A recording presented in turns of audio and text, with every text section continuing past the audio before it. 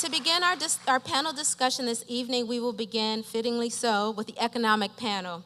In our racial disparities report, we found that the median income for white families in Charleston County is $64,553, which is more than double that for black families, which is around $29,799.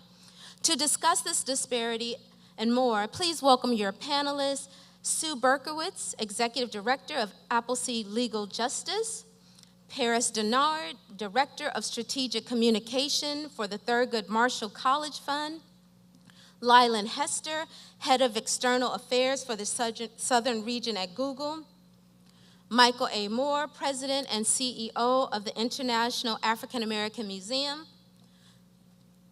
Steve Werner, Vice President, Global Competitiveness at the Charleston Regional Development Alliance. And the panel will be moderated by Darrin Goss, President and CEO of the Coastal Community Foundation. Please welcome the economic panel.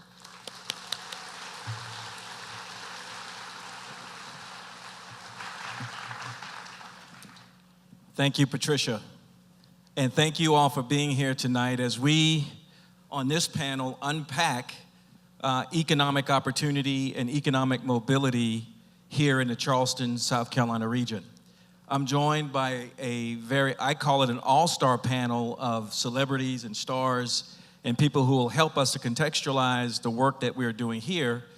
But before we start into our discussion, I just want to read a few lines to sort of contextualize the environment in which we find ourselves. Charleston County as a region is experiencing significant economic growth. Our job growth rate is 2 times the national average in the region. We're the 16th fastest growing region in regard to job growth in the country. We're the 74th largest MSA in the US, and we're responsible for 21% of the jobs in South Carolina. Our unemployment rate in the region hovers around 4%, and our outlook as a region is promising, and that is promising for a long time. By these measures, we could argue that Charleston and the region is absolutely on the right trajectory. And I think we can say that, but that's not necessarily the case for everyone. As Patricia just pointed out, and as our panelists know, that if you are a person of color in this region, the disparities between you and everyone else are stark. And so to unpack that tonight, we want to talk about and answer really 2 main questions. How do blacks take advantage of the current economic opportunities that are available? We will consider our racial history in that context, policy discussion. We will talk about the intersection between affordability of housing, transportation, and economic opportunity. We'll also build on that access to economic opportunity discussion by having a dialogue about economic mobility, this idea and concept of the American dream. And is that dream a dream for everyone to be realized? In that conversation, we'll talk about how we move and support avenues for people and families of color to move from poverty to self-sufficiency to wealth building. To start that, I want to ask our panelists to introduce themselves. They are familiar with 2 lengthy pieces of documents that we've been discussing over the last several weeks. Obviously, the racial disparities report that Patricia just talked about, but also the paper Race and Economic Opportunity in the United States, an Intergenerational Perspective by Raj Chetty, a Stanford professor. We will draw on these 2 pieces of work for our discussion tonight. So let me start by asking each panelist to introduce themselves. We've talked about this, so they'll introduce themselves in the context for the perspectives they'll provide in answering those 2 questions. And Michael, we'll start with you. Thank you. Thank you, Darrin. Again, my name is Michael Boulware Moore. I'm the president and CEO of the International African American Museum that we're building not too far from here. I have a long history in Charleston.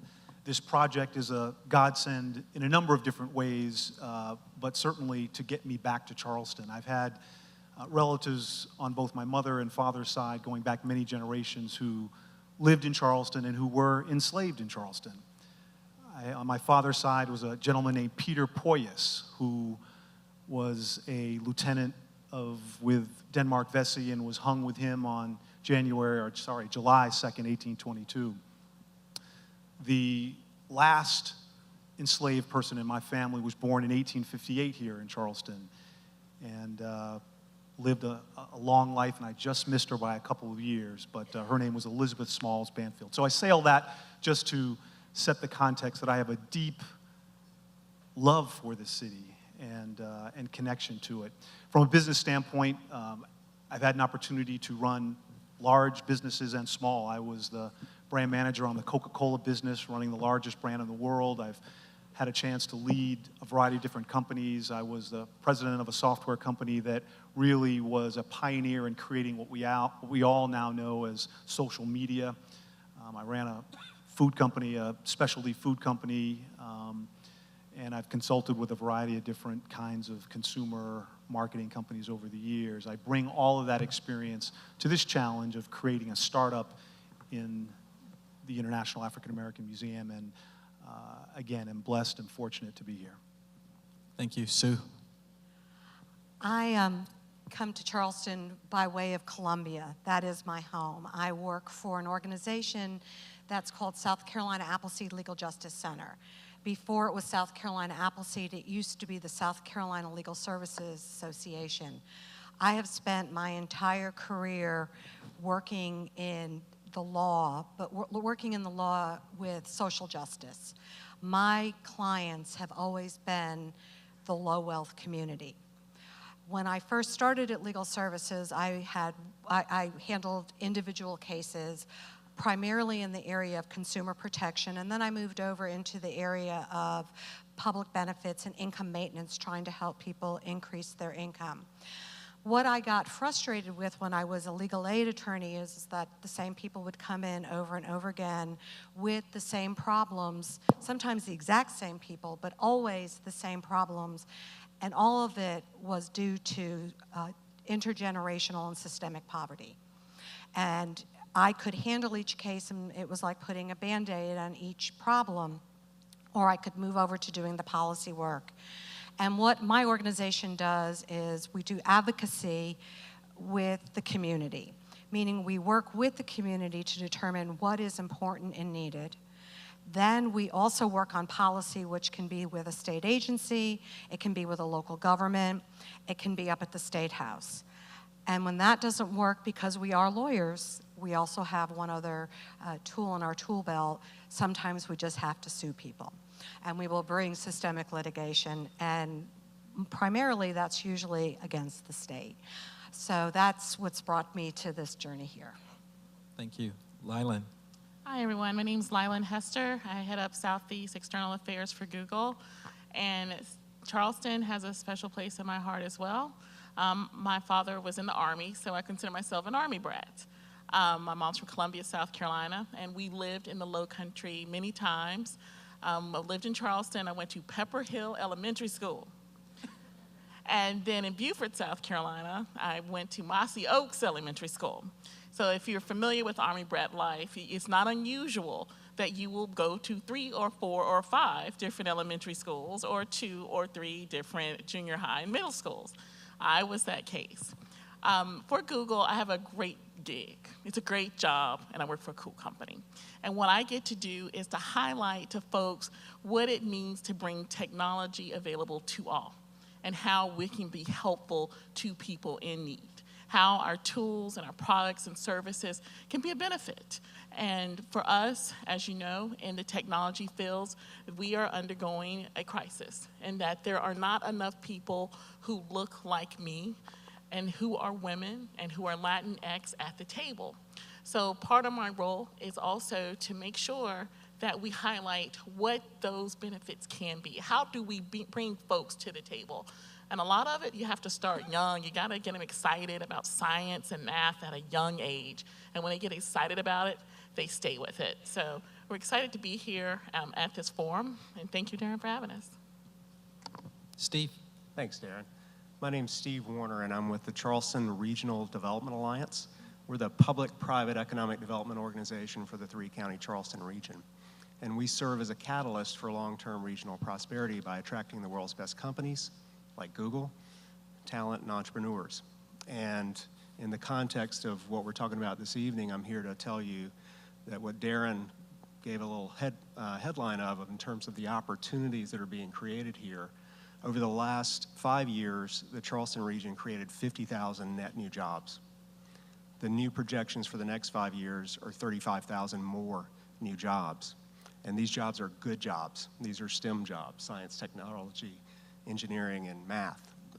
These are jobs that pay higher than the regional average wage. They pay benefits, but they take specific types of skills. They take an alignment between the education system and the training systems with those types of jobs. And unfortunately, we have many people in this community that aren't able to access that opportunity. And so we've got much work to do, a long way to go to be able to address that. So, Thank you, Steve. Paris. So I'm from Phoenix, Arizona originally. I live in DC now. And I don't really have a strong connection to Charleston like everybody else on the panel, with the exception that every week my girlfriend and I sit on the couch and we watch Southern Charm. And I tell you, is Miss Patricia here? Is Cameron here? Shep, I'm halfway teasing. No, that's actually very true. I love Southern Charm. But I'm glad that I have a deeper connection to Charleston, being able to be here on this panel. When I got off the airplane and was walking through, I saw the memorial to Mother Emanuel at the airport, and I stopped there because it was a reminder of why I am here. People have such short attention spans, and we have short memories, especially in the field that I'm in, so that after the cameras left and the media was gone and all the intensity about what happened here in this beautiful part of the country, we have to have forums like this, I think, to remind us and to focus us and to center us around positive things and things that are solution-based. I'm a solutionist. I like solutions. And I look at things in terms of opportunity. And I think that we are in a unique time in history. As a person who's a communications director for the Thurgood Marshall College Fund, we represent the 47 publicly supported HBCUs. I've been at TMCF for about 3 years now. I have another hat as a CNN political commentator who you might see me sparring with this guy named Bakari Sellers. I beat Bakari up, but let me tell you, Bakari's scared of me, y'all. But what we do is we talk about politics and policy.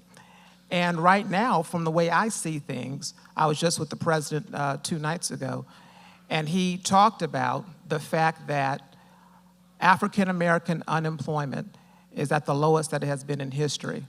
At TMCF, and I'll wrap, 2 weeks ago, Boeing gave us $6 million to create a pipeline to help diversify the aerospace industry. And that $6 million is going to go to 8 priority HBCUs. Now, the thing that is interesting about that gift is the fact that Boeing gave it because of the tax cut. And they had $300 million, and then they asked their employees what they wanted to do with it. And they said, we want to help diversify this space. And they took that money, and the CEO of Boeing said, had it not been for that tax cut, we would not be able to make this significant investment into HBCUs. And so what I look at, we're not talking politics, but economics and politics and education are all interconnected. And when I look at the tax cut that happened from the prison that I'm here tonight, there are opportunities for African Americans in that tax cut, especially focused on the things that Senator Tim Scott is doing. And so I look at the different opportunities, and I think that there are great things that can happen for our community and communities just like this here in Charleston. Thank you, Paris. And by some of the murmurs and some of the sort of feedback from the audience, I think one of the brilliant things about the Charleston Forum is that solutions to our most complex issues and challenges come from different perspectives, different vantage points, and certainly different on either side of the aisle. And so we are absolutely interested as a community Charleston and understanding what it means, at least from the administration, what it means here locally. Sue will bring a state-level perspective on policy, because we can't really substantively do this work without addressing policy issues. And so we're going to dive into that tonight. And so we have said, as we've been having these conversations, that we're going to be respectful to each other, and we're going to engage in a discussion. And my hope is for the audience that we'll be respectful of the panelists who have given their time and their attention and their energy to being here tonight, even if we don't agree sometimes with the solutions. So let's start by unpacking economic opportunity. You heard the mayor earlier talk about the historic resolution that passed on Tuesday night. We are here in an historic part of our city. Michael, you are leading some historic work at the International African American Museum, and I think it's important that as we contextualize economic opportunity, for us to ground that in our history, in our culture. So how did we get here today where the disparities are so great, the opportunities seem limitless or endless, but there's this big gap? And can you weave for us, I know that's impossible in 3 minutes, but You're asking a lot here, brother. can you weave that together for us? And then Sue, we'll turn to you to sort of raise that up to a state perspective, if you will, in terms of the environment that we find ourselves. Yeah, I can offer a perspective. Sure. And I think, first of all, the disparities are just numbing. I mean, I reread the disparities report today and just felt gutted almost by the disparities that exist. And, from my perspective, I believe that the disparities that exist are not by accident. They're by design. And I don't say that in a hyperbolic kind of a way, but, first of all, our country, and again, I'm not trying to be over the top, but our country was built on exploitation. And we have to acknowledge that, of course, perhaps the greatest exploitation occurred to our native brothers and sisters who, were pretty much killed out completely and their country was taken from them. But black folks were brought here, people from Africa were brought here with the sole purpose to exploit them. And to exploit them financially, economically, they had to suppress them politically, economically, culturally, socially, to do that. And so this is a long time from those days, but we're still living, in my view, we're still living with the echoes of those policies. And Charleston in particular, as really the epicenter of at least the transatlantic slave trade, and there's some particular stuff that is still kind of in the ether here perhaps. And the fact that Charleston became the richest city in America for over 100 years, because of rice, because of the ingenuity of those Africans who came and knew how to till the fields and to leverage the tides and all that. But in my view, the fact that there was so much wealth created here, I think that must mean that there was so much exploitation here to create that. So at 100,000 foot level, I think that's how I look at it. We've come a long way. I absolutely applaud the mayor and the city council for the hard work of passing what they did on Tuesday, and I personally look forward to working with that body, those people, to create some real economic teeth to that will bring a difference to people's lives. So that's big picture. Yeah, Michael, you mentioned the resolution that was passed on Tuesday and economic teeth. There was a lot of discussion at the city council about zoning and about some of the economic policy, and it's not lost on probably anyone in this hall that there have been historically things that have taken place from a policy standpoint in our country, and certainly in our city, things like redlining and not allowing for certain access to capital. Sue, from your perspective statewide, and you work in this area, obviously, Contextualize for us sort of the policy environment. We're going to hear from Steve and Lilyn about opportunity, but what are some of the challenges, these structural maybe barriers that folks are facing that in many cases might seem invisible at face value? Yeah, I agree with Michael. When I read the report, it's not that I didn't know that this was the state of our state, and that Charleston, of course, was also had such disparities, but to actually look at the data and the numbers, it brought back home to me really everything that we see in our office when we're working with the community. I mean, the income disparity is just one layer of this. The difference, and we talk about how Charleston was the wealthiest city. I mean, we're really not that different. The disparity between what the African American community is making versus what the white community is making is just incredible. But it's not just the income itself. I've always said that it's really expensive to be poor.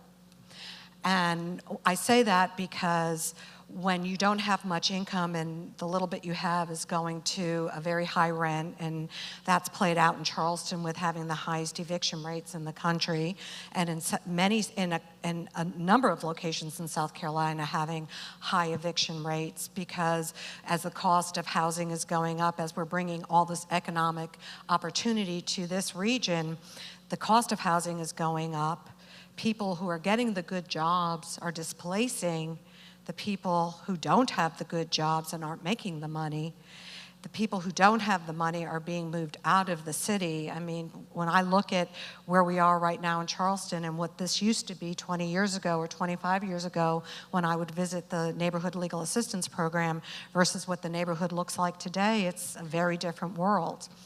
Then for individuals, when they aren't making enough money and are trying to make ends meet, looking at just if you need capital just to run your household, the predatory and high-cost lending that we allow and permit in our state.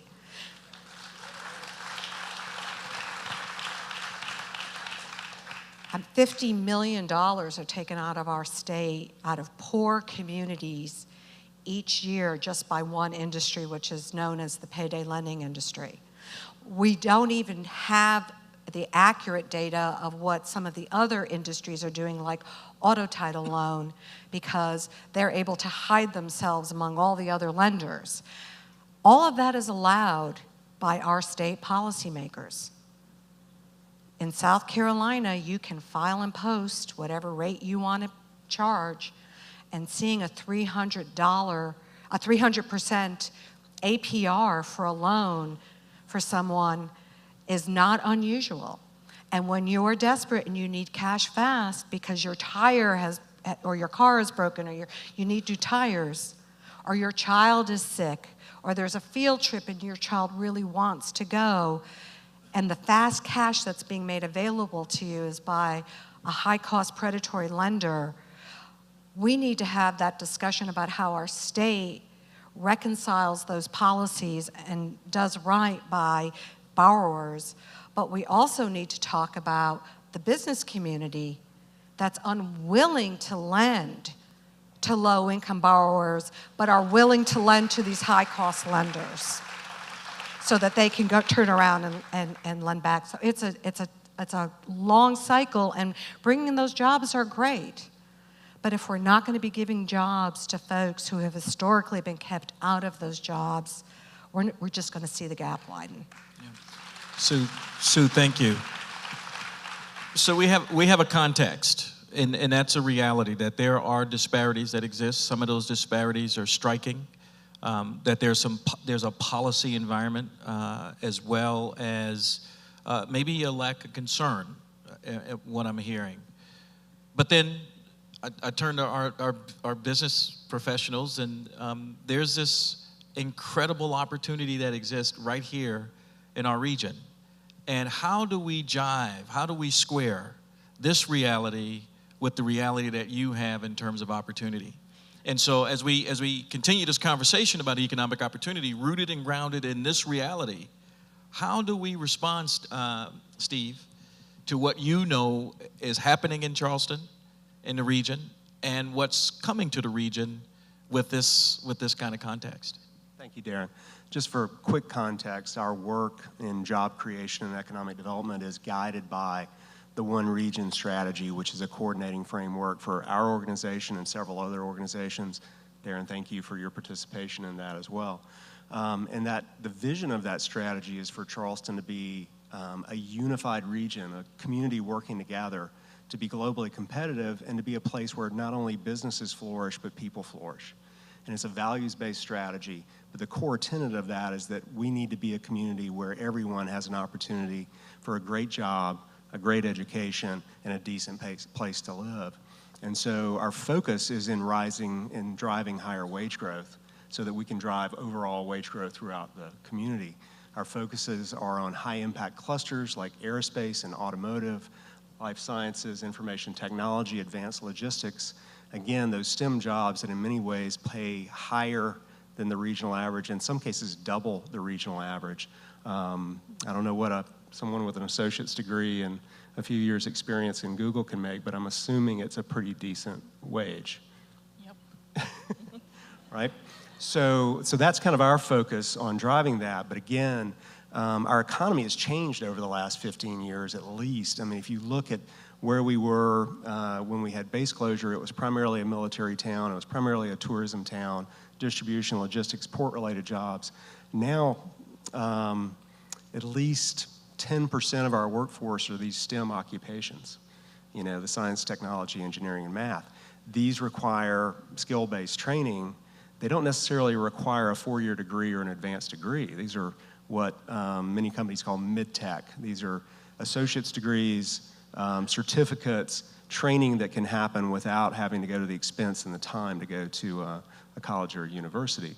And so I think we have some programs that are being successful in trying to help people get into those jobs, but right now those programs are small. They need to scale. They need to have better access to them on multiple levels. One of the better programs is called Apprenticeship Sc. It's a partnership with the Charleston Metro Chamber and Trident Technical College. It's a program where if you're a junior or senior in high school, you can get scholarships to go into this program. You do classroom training during the day. You work at the company. You also work at the company during the summer, and you get $10 an hour as an apprentice. So by the time you graduate, you have pretty much everything you need for an associate's degree. You have certificates, you have money in your pocket, you have no debt, and you have a relationship with an employer that needs a worker. But that program, it's a great program. Over the last few years, I think a few hundred kids have been able to avail themselves of that. That needs to scale significantly because we are having challenges in all those sectors in finding enough talent. We're not producing enough talent right now in our region to be able to fill those jobs. Sure, thank you. Lilyn, Google moved here, and obviously they saw something in Charleston that was appealing to them, and so say more about that, about your presence here, the future of the tech industry, and how would you respond again to this context and the work that you're doing with Google? So Google has a data center in Berkeley County. We have been in the community for more than 10 years. What brought us to the Low Country was what Steve was saying. It's a good community to be in. You have availability of good infrastructure, and that includes energy. Availability of land, which is important. And also the folks that we work with day in and day out. It's not unusual to go to the planning department or talk to the folks down at the economic development office or even at the folks at the Alliance. That's what drew Google to this area. And since we've been here, we've been excited to see a tech community grow. We're very big members of the Charleston Digital Corridor. We have been for 10 years when we first moved here. And that was our way to get a front seat into understanding the startup and the tech community. And also, that's where we meet future Googlers. And when it comes to working with our educational system, we work with our friends at Trident. we approached them and we said that we need folks with the following skills to work at a data center. And the one thing at a data center, it's part what we call HWOPs, which is hardware operations. Those are your techies. Those are the people who keep the system running. And then you have your data center operations folks. Those are the people who are in HVAC, plumbing, welding. You would all be amazed to understand that it is hard finding a welder out here. They have jobs, they are booked up. It is not unusual for a welder to be making a very good size salaries. It's a 6-figure welder. It's not an unusual occupation in this market. Also, when it came to being here, we work with our hyper-local school system, and that's the Berkeley County school system. Because on a long lead path, we know that the future engineers and the future workforce will be coming out of the most local school district, and we like to hire local when we can. And because local folks know the local community. And at our school district, we make sure to explain to kids that engineering, technology, science, it's fun. It's when they're sitting in the class and they're daydreaming going, why in the world do I need to know these theorems? And why in the world do I need to know this? We say you need to learn how to do this because one day you too can be a coder. Back in 2012, the company took a position and said that we need to figure out a way to make computer science and coding easy to understand. There were teachers who told us that they needed they need a curriculum to explain what coding is, kind of like a grab and go lesson plan. So we hired teachers. They were based at our data center, and those teachers created what is now called CS First, which stands for Computer Science First. Worldwide, there are millions of kids all over the world who are using a curriculum that was developed based in Berkeley County, South Carolina. Thanks. And those kids there are learning about coding. They're learning how it can be fun. And a lot of those kids look like us. They look like me.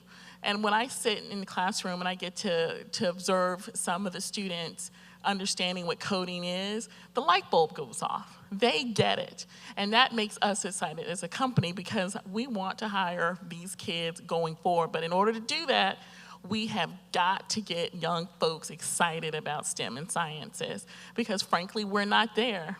And that is something that we're passionate about at Google. So the opportunities are there. Yeah. It sounds like to me. Yeah. The historical context is what it is. And from a policy standpoint, and Paris, you started to allude to some of the work that the current administration is doing. Our own Senator Tim Scott introduced and got passed the Opportunity Zone legislation. So say more about that work and any other specific policy-related items from the current administration, or frankly, from your perspective, where nationally are the opportunities in your work with HBCUs? Yeah, look, there's no doubt that there are barriers to opportunity. One of the things that Thurgood Marshall College Fund has is the Center for Advancing Opportunity. We just put out a survey to 6,000 some odd persons, and we partnered with Gallup to do that. And it's a fascinating read, and I encourage everyone to read it because it talks about how do you remove these barriers. It actually goes and talks to the people who actually live in what we've coined the term fragile communities to try to figure out ways to work with them and partner with HBCUs to actually find the research and do the data dive and listen to the community to find solutions. So there are barriers to opportunity. And some of those barriers, look, and I'm fascinated by the education panel coming up because it's the connection between education and the economy, that they go hand in hand. They cannot be separated. The fact that one barrier is the barrier of student loans. I mean, listen, if you graduate from college and then you come out of college with $40,000 worth of loans as your way of entry into the world as an adult, that's a big hurdle to cross. On top of the fact that you might get a job that doesn't pay 6 figures. So it takes you a little bit longer. And listen, I went to Pepperdine and I'm still paying that one off. And it's a reality. Some other barriers to opportunity are when you look at healthcare. And I'm excited about the fact that the administration just yesterday, I believe, announced to the Department of Labor that small business owners and sole proprietors can now come together in associated healthcare plans and pool, be it through geography or through industry, and actually access opportunities that big employers, like if you worked at Google, could take in and get better health care. There are about 11, I think there are millions, 9 to 11 million people right now who are sole proprietors and small business owners, which are the bedrock of every single community. They are the ones who hire our kids, hire our family members. They do not have health insurance because it was too high, even under the Affordable Health Care Plan. So this rule change is a direct benefit to sole proprietors and small business owners. And I think there's some other things going on in Washington that I think can apply here when you look at the issues of licensures. There are so many regulations. I think in New York City, you have to have a license to walk a dog. I mean, I think that is beyond ridiculous, but there are many barriers. For instance, if you look at some of the things that are happening when it comes to beauticians and hair braiders, there are licenses that you have to get and hours of schooling to take the test to get the certificate or the license to become certified to braid hair. There are no chemicals involved in braiding hair. You're not a beautician. But these are the things that these government people who decide the laws, who probably have never been into a beauty shop or a barber shop, to realize that they're putting these barriers on people, and these barriers are preventing them from becoming entrepreneurs. And these things are now coming to the forefront, and people that look like me and people that don't look like me are saying, you know what, this doesn't make good economic sense. If we want to encourage people to be entrepreneurs, and we want to give them the tools, but then put in all these barriers to make it so difficult for them to do that, it becomes discouraging. And so I think that there are things like what Senator Tim Scott is doing in his tour that he started over in North Charleston about these empowerment, these opportunity zones. These are positive things that can really affect in a positive way many communities like Charleston, like North Charleston, and all across this country. Paris, thank you, Paris. And Sue, I saw a bit of a reaction to some of what Paris was saying. You want to weigh in? Well, I'm not as enthusiastic about the decision by the administration. I do think that the Affordable Care Act was an opportunity for entrepreneurship. It allowed people not to be tethered to a large company if they didn't want to be to a large company, so they could go and have the opportunity to get health care. Unfortunately, it was fought every step of the way. We know here in South Carolina, to say it was not embraced would be an understatement, and to know that there were certain parts of it that were never enacted.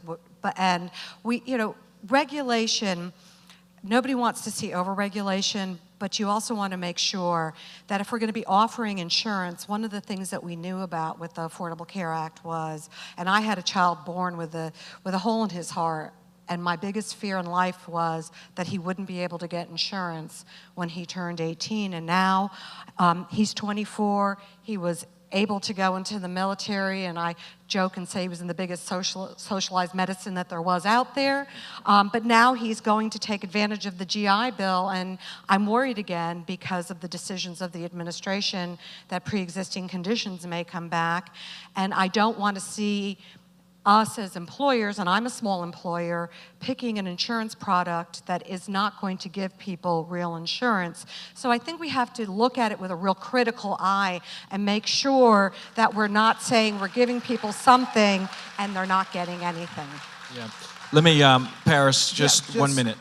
I need 30 seconds. I think it's important to realize that there are millions of small business owners and sole proprietors today without insurance in spite of Obamacare, because it was still too expensive for them. What this rule change does is allows them to have access to affordable health care. That is a positive. There are I agree with you, Sue, that we need to make sure that they are getting in plans there are checks and balances on it, and there are those things that are within that plan. But to say that this is not about a debate on Obamacare, these are the people who were left out.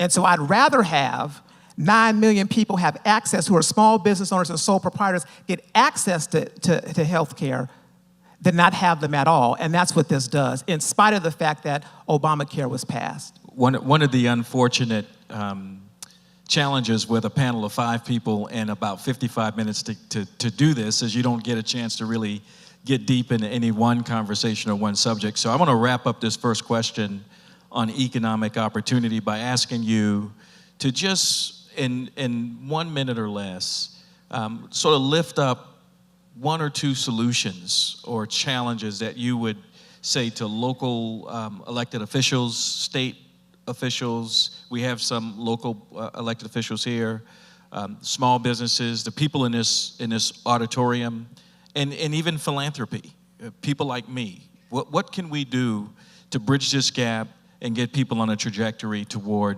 our next topic, which is economic mobility? I'll start. I mean, Martin Luther King said that people of goodwill must find the type of protest that best fits with their sensibilities, their conscience, but protest we all must. And I think that word protest can be more broadly defined today to mean advocate for your interests.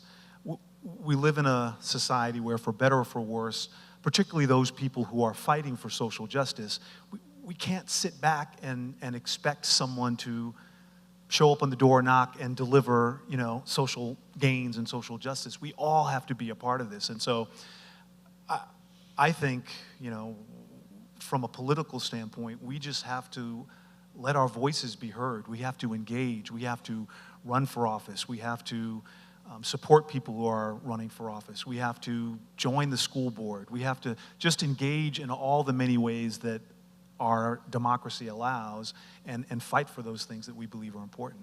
Thank you, Michael. Sue? I would say ditto to that, absolutely. We all have to use our voice and make sure that our power to vote is meaningful and that we use our power to vote to elevate our voice. But I also think that once people are voted in, we have to make sure they hear what we want. And it has to be all of us working together, but also bringing in people who are impacted to be a part of that discussion as well. I always say, as a lawyer and working on policy, it's not up to me to decide what's in the best interest of somebody. I need to be sitting down with the folks that are impacted and asking folks what they want. And I think there are changes that can be made and should be made, and all those voices need to be heard. Thank you. Lilyn? The same from the other two, but a lot of it is, on my side, it's always be that student, to be creative, to ask questions.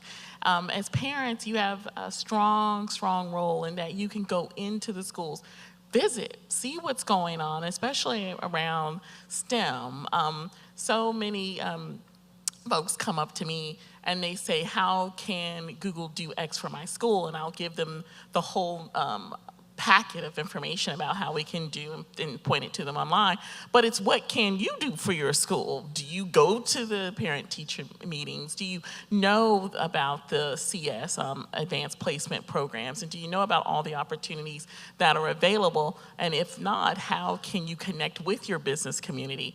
A lot of folks in the community, as the Alliance will tell you, we support our communities through various grants programs, and then we also support it through various STEM opportunities. And sometimes we don't receive a lot of interest. And then I go out and I say, hey, have you thought about applying for a grant? Or are you aware of the different opportunities? So from that standpoint, it's going out, using your voice, and asking those hard questions. Steve?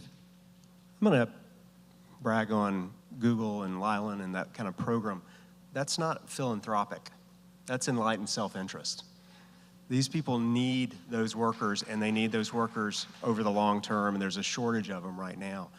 Boeing, in a similar fashion, came into the community and said, we care about our workforce right now, but we care about our workforce 50 years from now, and so we're going to invest in the school system.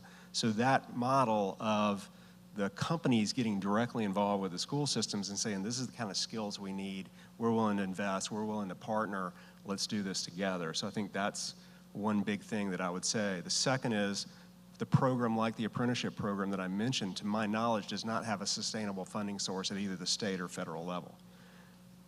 That is an amazing program that's changing kids' lives. We need to scale that exponentially. So that's the other thing I would say. There's a scripture in the Bible that says, my people perish because of lack of knowledge. And I think what you brought up some good points about we've got to educate ourselves on the different things and the different opportunities that are out there for us. And then once we know what is out there and what is happening to other people and how we seem to be left out of that conversation, we've got to engage. We've got to engage with Democrats. We have to engage with Republicans. You got to engage with Clyburn, and you got to engage with Tim Scott. Most of the HBCUs that are in this nation are represented by Republicans and Republican districts on the state level, the local level, the federal level, across the board. So they have to engage to get what they need to sustain themselves. And I think that there's an adage that I heard that says, if you're not at the table, you're on the menu. And I think that if you want to get positive results for your community, for your family, you've got to be engaged, because you know what? There are people in the administration right now who sound exactly like you when it comes to apprenticeships. 100% on board with apprenticeships. Now the question becomes, how do we not let our bias about the administration prevent us from engaging with the administration to get the funding that you talked about to make it sustainable? That's what we have to think about doing. Thank you. Please. We are getting the wrap-up signal, and we had a whole nother question to consider and that one was on economic mobility. And just for the sake of the audience tonight, and I know they're giving us the hook, I just want to read a couple of findings or conclusion from the Raj Chetty study. It's a Stanford University study. Please, if you have the opportunity to look at it, please look at it. But they conclude a couple things, and I just want a 1-minute sort of response from each of you on some of these findings, and you can sort of pick the one you're most interested in commenting on. It says, and we think of economic mobility as that opportunity to, as we would say in America, lift yourself up by your own bootstraps, fulfill the American dream. Obviously, there's opportunity that abound, and then barriers to those opportunities, as this panel has already discussed. But here's what he says. Mobility into and out of poverty is a central determinant of racial disparities. So the disparities that we see are a symptom, frankly, of a lack of mobility, right? So if you can't move up, you're going to sort of be where you are. Secondly, intergenerational persistence of income disparities are influenced highly by parent income. Sue, I think one of you mentioned earlier about the generational poverty that exists, and it's almost impossible, if you read the Chetty study, to move out of poverty if you were born into poverty, is the takeaway from that. Addressing the challenges faced by black men may ultimately raise incomes of both black men and women as a result of this study. I only have one more, or two more maybe. And then commonly proposed, this is one. Commonly proposed policies are likely to be insufficient to close the black-white gap by themselves. For example, changes to transfer programs and minimum wages are unlikely to have persistent effects unless they change rates of mobility. And the second one is reducing residential or school segregation can improve the level of outcomes of both black and white children, but may not narrow those gaps. So with a minute that you have, and we're talking about mobility, and Lilyn's looking at me like, really, a minute? Yes, 35 seconds, really. Please, if you can, take advantage of some time to just weigh in on that and make your sort of closing remarks as we wrap up this panel tonight. Lilyn, we'll start with you. You're ready. All right, I'll start by giving an example that was homegrown here in Berkeley County. So I'm not sure if y'all are familiar with the homework gap. Homework gap is basically when there are children who do not have access to internet in their homes. They don't have access to to devices in their homes. And because of that, they are left behind when it comes to getting their homework done. It is not unusual to see families in cars near areas where they can get Wi-Fi or just hanging out in cafes. So in St. Stephen area, we rolled out a program called Rolling Study Hall, and that addresses the homework gap because we provide Wi-Fi on 28 school buses in the Berkeley County area, and this is Hanahan, St. Stephen, this is deep pockets of the Low Country. And we also provide devices for students so that when they go home or throughout the day, they can use those devices to do their homework. Now, through using our products and tools, you can use those tools offline. So when they get back on the school bus in the morning, everything syncs and then their homework is already done. Kids have between an hour and some kids have 2-hour commutes one way to school. So think about how much time that is to get your homework done. And on some buses, you have teachers who board the buses and also help kids with their homework. Now, this is a program that was birthed in North Carolina, scaled to South Carolina, and my CEO announced a few months ago that it's going nationwide because it's a program that actually, and what we have seen, that it moves the needle when it comes to your end-of-year test scores. And for me, it was exciting to actually have a school district that when I approached them, I say, I have this idea thing, how you want to try it, not try it? And it was an immediate yes. But this is just a small example on how you work with your community partners to address a need, a desperate need, because I don't believe any child should be left behind because they don't have access to the device and they don't have access to the internet. And that's what we're working on. Thank you. Steve. Thank you. I don't think we can talk about economic mobility without talking about housing. In our community over the last 10 years, we've raised average wages 12 to 15% across our community. That's a pretty strong rise in wages. The increase in housing prices has gone up 20-something% for home ownership, 49% for rent in our 3-county region. We are restricting supply while we have rapidly growing demand with the population growth and the job growth. And that's a policy conversation. So that's, as my boss would say, that's above my pay grade, but it's basic economics. If you had more need for housing, you need housing closer to the jobs so that people can have better access. It reduces congestion. We just need more housing, we need it faster, and we need affordable and attainable housing. Paris. So imagine if you're unemployed, uneducated, hungry, parents don't have a job, live in a community where you don't really see a lot of success, and it's hot outside. So, and then the police officer comes at you or somebody says something to you, and then you turn on the media and you hear nothing but negative things about you and your community and yourself. These are the conditions that a lot of people that look like me, a lot of people that look like you currently live in. The woman who started off the session said, what were the conditions that led to what happened at Mother Emanuel? If we don't start to get at the root of these conditions that allow people to feel left out, that's why you hear people talk about the dignity of work. When you have a job, when you have something to get up and do, and you have the money to provide for your family, or you see your mother getting up, and I'm a product of a single family household. I saw my mom get up and go to work every single morning. I saw my grandfather, who was a small business owner, and who brought me with him to go work until the day he died, every single morning. When you see that, that's your example, it changes the mindset and helps you when it comes to economic mobility, because then you can see success in the community. You can see it in your family, but you got to remove the barriers that prevent people from actually being able to see that. And so the conditions that lead to all of these hot spots that are happening, when you look at Chicago, they say the weather, it goes up, the heat, right? And you look at the unemployment thing that are in it, this is what happens because these conditions, it's like a pressure cooker.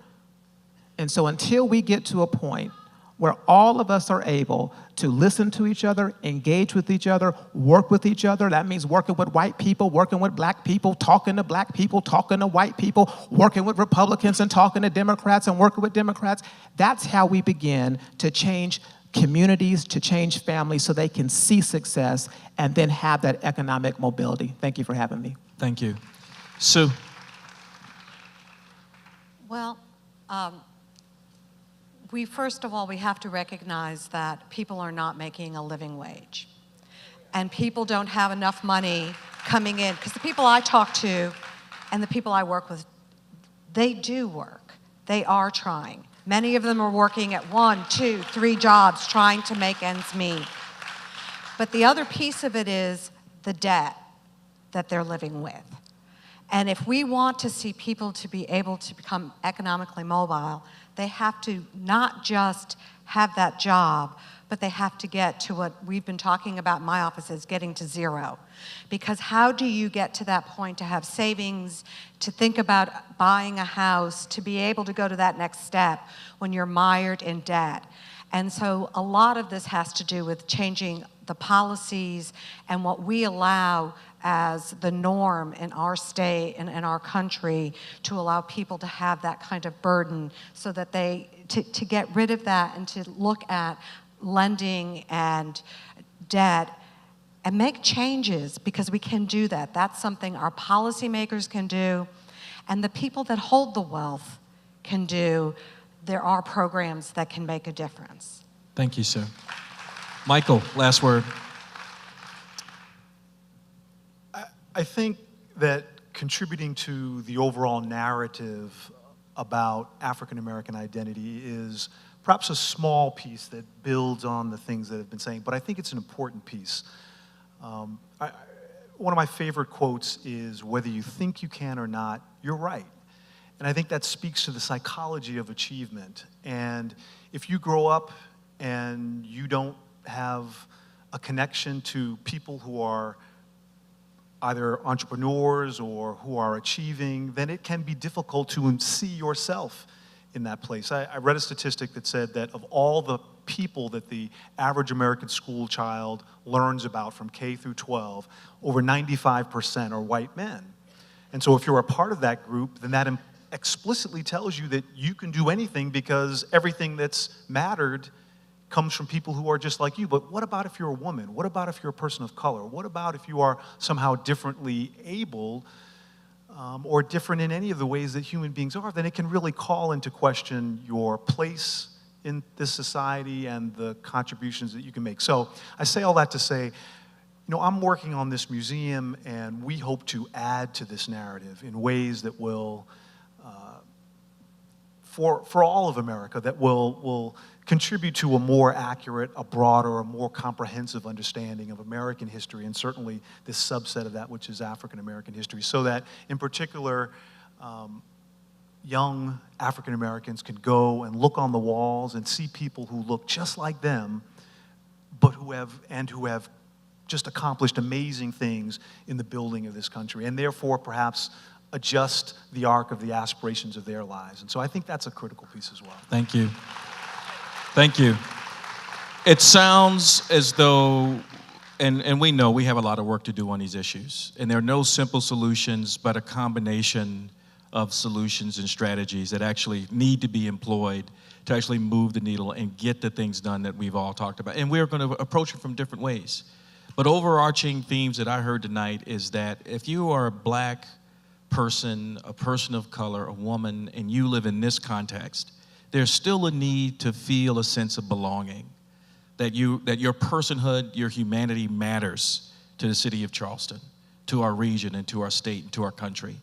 That you, as a person of color, absolutely feel, and the conditions need to be set from a policy standpoint, from an instructional, educational standpoint, to give you an opportunity to thrive, to take advantage of the opportunities that exist, for people to have an expectation that you actually can achieve when you show up and are present as the person you are. And then finally, I think what we all want is the opportunity to contribute, to be a part of the fabric, Michael, to put our stamp and make our mark on the history of our community and our country. This is the task before us. These are the things that we have in front of us, and I feel like we're in good hands with the leaders on this stage. Ladies and gentlemen, please help me give them another round of applause for their work tonight. Thank you all. I appreciate your being patient with us. Thank you.